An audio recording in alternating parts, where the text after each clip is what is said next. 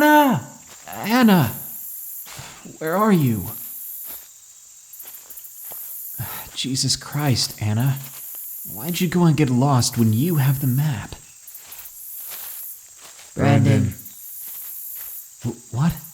Anna! Brandon, I'm hurt. Anna, keep talking. I think I can tell where you are. Brandon, I'm hurt. Anna, thank God. I was looking every... What? Brandon, I'm hurt. Brandon, I'm hurt. Brandon, come here. Brandon, I'm hungry. You're not...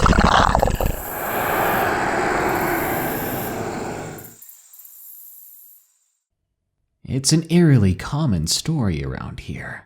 Walking through the woods, camping or hiking, when you come across something that sounds like your friend, but it isn't, and it's not even human.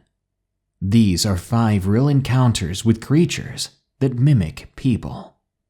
Enjoy these stories, and don't forget that if you have a story of your own, you can share it with us at darknessprevails.org/submit. Skinwalker at the Creek. From It's Ya Bro. Location, Mississippi. I'm 15 years old and live in a small southern town in Mississippi. I love the outdoors. About a mile down my road, there is a bridge that runs over a creek, Thomas Creek to be exact. About 2 weeks ago, my friend and I were off school, and we were feeling adventurous. So our emotions got to us and we ended up going down to the creek. Now I hadn't been down to that creek in about 3 years, as my mother had warned me against going there, telling me that all sorts of sketchy folk run around there, doing in her own words, God knows what. But my mom was at work that day, and my friend just so happened to have a truck with him. So along we went, 2 teenagers looking for a good time. We were there in no time, but as soon as I got out of the truck, I was hit with this foul odor. It was sort of like rotting meat. Immediately I turned to the right, and I found the source of the stench. It was the remains of a deer, innards spilled open and bones exposed. At first I thought it was roadkill, but as I saw the way it was laying there, having its bones intact, it looked more like an attack from another animal. My friend presumed it to be a hunter dumping his prey, but hunters usually don't cut the stomach open and let the deer's innards show. Not any good hunter, at least. We tried our best to ignore the smell and disgusting sight, and we continued on, walking down the side of the bridge, hopping over the guardrails, and made our way underneath it. Now, when we got underneath, we found the usual graffiti. But I noticed something in particular that was puzzling. It was a dog print, quite a bit larger than a dog or coyote too. We don't have bears this far down south, so it wasn't that. But what made it weird was that it was all by itself. Just one of these prints, half the size of my shoe, and I wear a size 13. This freaked us out, and we started walking back up the bridge to the road when we paused. There was another one, another deer, and we looked to the tree line and sure enough another one. Each was just like the first one we found, completely obliterated, parts thrown about, just a complete mess. This was no hunter.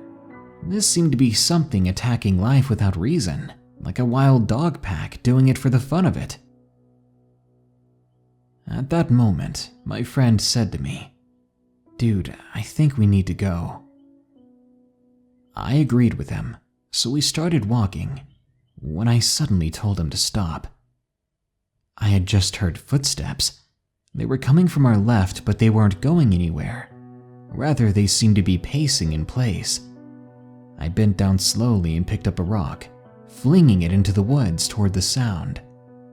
At that moment, the footsteps ceased, and there was silence for a while. My friend then whispered, "Don't freak out, man, but there's something at the bank of the creek." I tried to find what he was looking at, but before I could, he interrupted. "As soon as I say run, do it." I swallowed hard. Goosebumps covered my arms. I turned to look towards the bank, desperate to find what danger he was talking about. And then I saw it. The most unnatural looking thing I'd ever seen. It was almost like a deer, but it was on its back legs. It had long, lanky arms and sharp claw-like fingernails. It was 2 feet taller than my friend and I, and it wore the skull of a deer like a trophy or clothes. Its eyes underneath were jet black, taking up about 25% of its face. Its ribs were exposed, and its torso was unnaturally thin, almost mangled. But its legs, they were more like a goat's. Everything about this creature, it didn't make sense. It was an amalgamation of things in no discernible natural order. I was frozen, almost in tears at that point.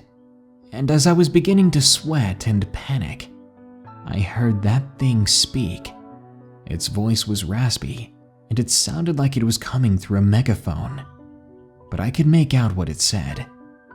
When I did, I nearly dropped to my knees. "Dude, I think we need to go." It was so wrong. It tried and failed to mimic my friend, the way he had said it earlier, but it came out like a mistake, so unnatural. I snapped back to reality, grabbing my friend's collar and pulling him over the guardrail. At that moment, he snapped back too, and we ran to the truck that was only 29 feet away. We hopped inside, but just before I closed the door completely, I heard something. "Come back soon. I'm always wanting company." By then, the tears were coming down. I prayed to God that we could get out of there fast enough. Unfortunately, the way we had situated the vehicle, we had to not only turn around but go back over the bridge as well. We told each other that we'd cross the bridge and close our eyes just enough that we could see, but we didn't have to see that thing watching us. That's what we did, and we managed to make it out of there okay. Though I can't say the same for our sanity. Later that night, my dad came home from working offshore. He came to tell me goodnight. I was asleep, and as soon as he opened my door, I woke up screaming.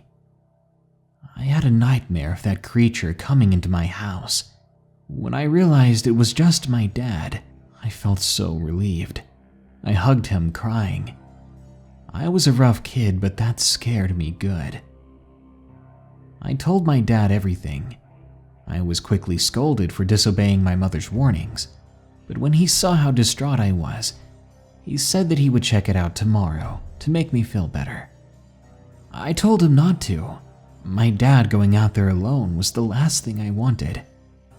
He told me not to worry, that he would call his friends and they would go together.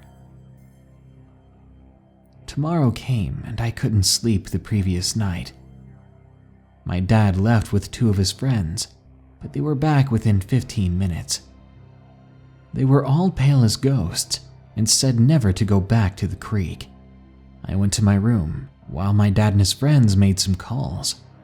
I think I heard them talking to the police and even animal control at one point. Not even 20 minutes later, someone in a suit showed up, and my dad escorted them to the creek. After that, they came back to the house and took me down to a police station, I believe. They took my statement on my experience. I was so confused. I just wanted that creature found and taken care of. But apparently my dad and the police found much more than what me and my friend did. They had seen something and even fired at it, but none of their shots seemed to land. This creature supposedly ran off. They searched the area and what they found was shocking to say the least. They found a pile of bones that apparently belonged to animals, some wild, some pets, and some bones that experts believe came from 2 different people, one of which they suspect was from a missing girl from 3 years ago. The creature has not been spotted again, but I believe it to be supernatural. Something like that is not going to be caught, and it's definitely not going to be taken care of. There used to be a skinwalker at our Thomas Creek, terrorizing the wilds there. It's gone now, and to that I say this. To anyone who lives near Hattiesburg, Mississippi, watch out, because you might see it next. This thing is stalking me. From Hazard 999. Location unknown. This happened about 3 months ago. I'm still quite shaken from this experience, so I've only told my closest friends, but even then, I don't think they believe me. I live in an area that's half urban, half suburban. There's a lot of buildings, but still some nice fields and miniature forests around. I live near one of these small forests. I was outside at about 11 p.m. one night. I was on my way home. I was walking past this forest, but since there was a tree there with fruits on them, I decided to go get a quick bite of the tasty fruit. I was pretty confident being in the dark like that, but that night something felt off. At the time, the only light was that coming from the moon. The nearby lamp pole was not working for whatever reason, even though it had been working just the night before. And the lights in the nearby windows in the building that I was close to, they were turned off. It was late, but it wasn't that late for literally everyone to be asleep, so it was a weird situation. While this did confuse me a bit, it wasn't enough to scare me or deter me from getting that fruit. I was 15 years old, maybe a bit overconfident. After I got my snack, I continued walking back home. It was then that I heard a crack coming from behind me. I quickly turned around, but nothing was there. I assumed it may have been a cat or something like that, until I heard it again, this time in front of me. I was starting to get pretty nervous at that point. And then I heard something else. The faint but very clear growl from 15 to 20 feet away. This time it was at my left. I quickly turned to look in the direction of the sound, and I saw something horrific. It was a large, probably a foot taller than me, creature, even though it was on all fours. It looked like the biggest dog I'd ever seen, but it wasn't right. It was deformed. I was scared breathless, frozen in that spot. The creature was covered in black, shaggy fur. It had long ears that ended in a curved shape, and its eyes were crimson. And believe it or not, even though it's going to sound crazy, its canines were nearly 4 inches long. Mind you, a tiger's canines reach around 2 to 3 inches tops. This wasn't right. This was impossible. This was terrifying.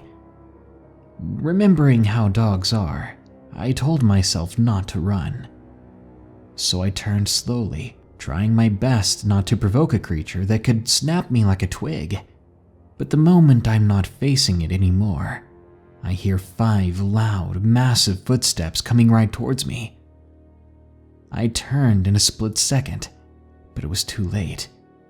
If that thing had landed a more perfect bite, I wouldn't be here right now, or at the very least I would not have my arm. Luckily, I had turned just in time, causing it to bite me with its front teeth, which were the smallest. The force from the tackle caused me to slam against a tree and then into the nearby ground. I was screaming for help as loud as I could, crying, tasting the salt from my own tears. But nobody answered my desperate cries. The creature was biting at my hand, at my arm, with such force. But I realized quickly that this large creature was not biting me as hard as it could. I don't know why.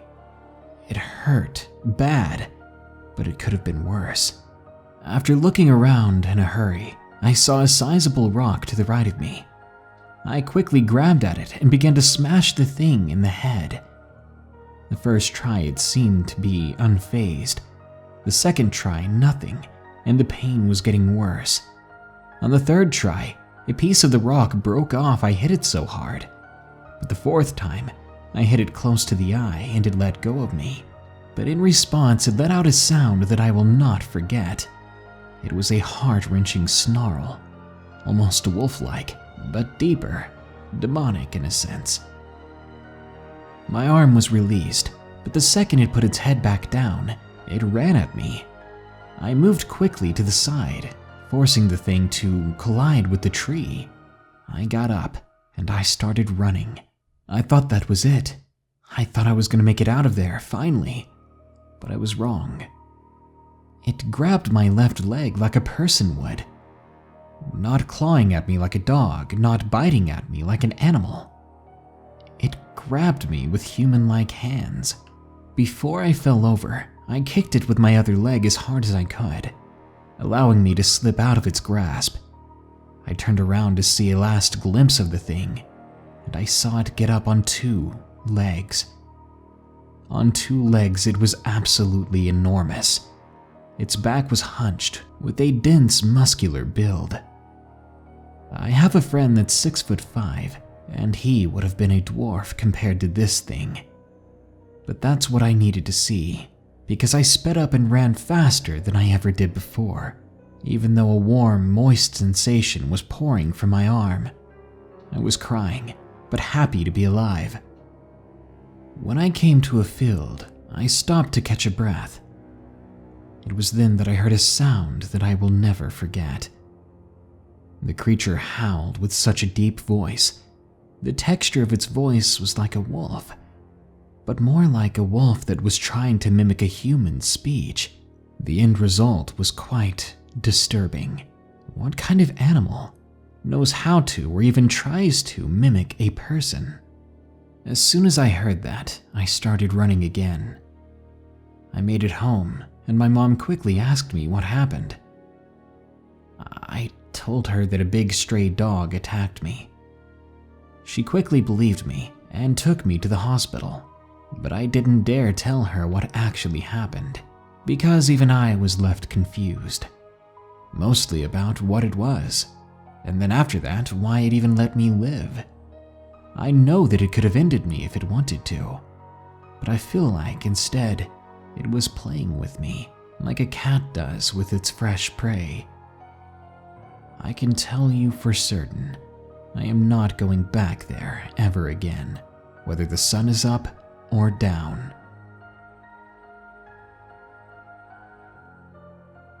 I thought I cut your hair. From Grimdahl 29. Location: unknown. This happened a couple of years ago. My family and I have lived here for more than 30 years, and ever since the beginning, a dark presence loomed over the place. A creature both ethereal and physical lurked inside and lived alongside us. One of these entities had the ability to mimic the appearance and voice of a target. It would take on the complete features of the target that it chose, and it had enough energy to hold that form for us to see it. The form it took on would look completely solid, and not gossamer like a usual apparition. But its favorite target seemed to be my younger sister, who has never seen the entity in her own image. We have all encountered it so far, while she prays not to. After a month of silence and tranquility in our house, that particular entity began to act up again. At the time, my parents, my cousins, and my aunt had seen it, but at that moment I did not yet anyway, but I knew something would happen eventually. At 8 p.m. one night, my sister came knocking on my door holding a pair of scissors. I looked up from the book I was reading and asked, "Dude, what's up?" She laughed at me calling her dude and asked nicely, "Doll, can you cut my hair, please?" I inquired as to why she wanted me to chop off her locks. Mind you, the length of her hair was now past her knees. She told me she was sick of always braiding it in one super long, weird plait. That was all the justification I needed, so I hopped off of my bed and we walked over to the mirror. With only a few minutes, the deed was done, as she only wanted the ends leveled off, and her new length was now 4 inches above her waist. She was excited about her new do, and hurried away with the scissors and pieces of hair. I went back to reading and had no thoughts about the matter again. 2 weeks went by and the house was eerily quiet. Nothing had shown itself to me yet, and it had been so peaceful that I nearly forgot about the whole thing. It was about 7 p.m. and I grabbed a huge fluffy towel, walking down the dimly lit corridor towards the bathroom. It was time for a nice hot bath and some unwinding. At a point in the corridor, you can see straight toward the kitchen, and as I walked past that night, I noticed my sister standing in front of the refrigerator, motionless. Her back was turned towards me, and she was facing the refrigerator door that was closed, apparently. I called out to her, "Po, sup, dude?" She usually always laughs and tells me off in a goofy way, but she didn't this time. So I turned around and walked back and tried to get her attention, but she never turned to face me. She just stood there, with her face toward the refrigerator door. I asked again, "Po, you okay?" But she never answered me. She never turned around. With fluffy towel over my right shoulder, I walked a little closer, past the island countertop, so that I could see her better. As I approached her, she still did not move, flinch, or even make a sound. She just kept standing there, menacingly. I thought she was just doing this to irritate me, to be honest. I was standing about a foot away from her back now, and just as I was reaching out to grab her, I made a very disturbing realization. The silent figure in front of me that looked like my little sister had one super long weird plait reaching the back of her knees. It felt like my brain stalled on me for a minute. I said with nearly a whimper, "I thought I cut your hair." A cold heat ran through my entire body. My breathing sped up, and I stifled all versions of a scream that I would have liked to let out, but I did not want this thing to turn around. Who knows what would have happened, or what I would have seen.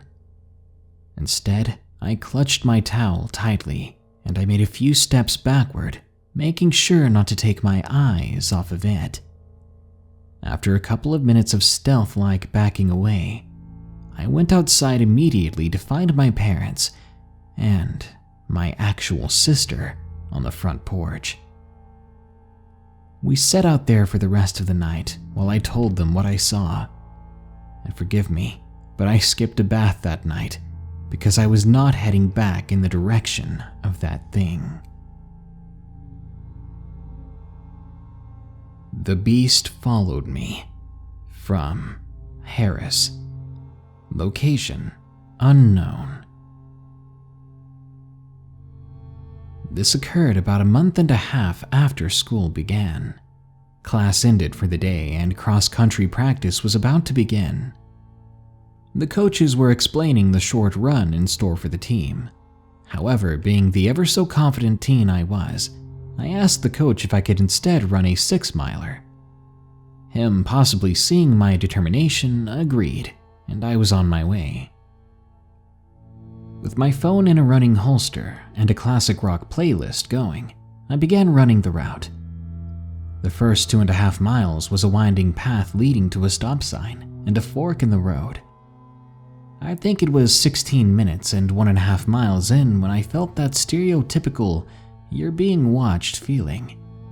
I could feel knots building up in my stomach, so I stopped for a moment. Maybe I was just experiencing a cramp, I told myself, so I started to slow down. I started thinking that I should just call it quits and head back, and to add to that cliche, I ignored it and so I started running again and blasting the music louder through my headphones. When I hit the stop sign, I checked on my phone to send a photo of the stop sign as proof of my run, because my coach doesn't always trust us. I then realized that my battery was running low, so I turned off the music to conserve its battery, just in case something happened. It was then that I heard it. It was like it was coming from all around me, the sound of running, and then silence.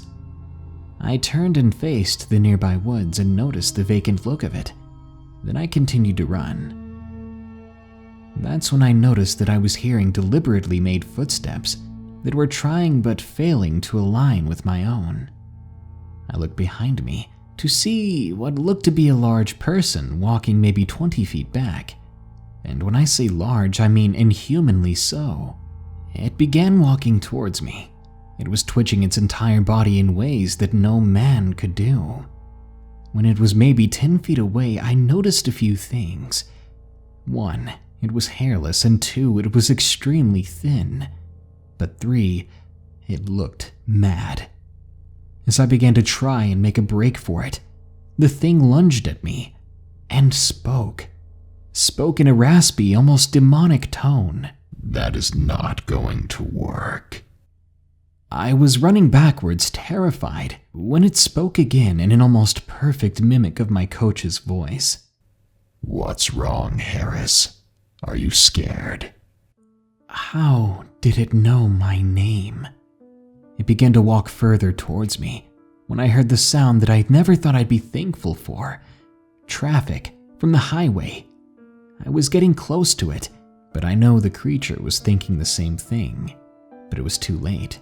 It knew it wouldn't reach me once I ran across the highway, so instead it stopped and it spoke to me one last time. You won't be so lucky next time.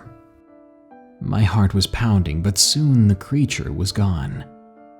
I never ran so fast in my life. I ran all the way back to campus in no time. I changed out of my drenched, sweaty clothing, and I took a nice slow shower to try and calm myself down. I thought I was going crazy. I couldn't tell anyone because they definitely wouldn't believe me. I tried to hide my fear for the rest of the day while internally, my heart literally felt like it was going to beat out of my chest. That night, I heard a noise that sounded like someone jumping from a great height onto the pavement below. I curled up in my blanket, praying that it was my roommate playing a prank on me, not that thing that I saw earlier. But when I looked over, my roommate was in bed fast asleep. I covered myself in my blankets tightly, reminding myself I had just been listening to way too many stories. And as I began believing that, a sing-song voice came from my window. Harris. Harris. You were lucky. You were lucky, boy. Too many stories. Too many. I have no idea how it knew I was thinking about that. It was mocking me.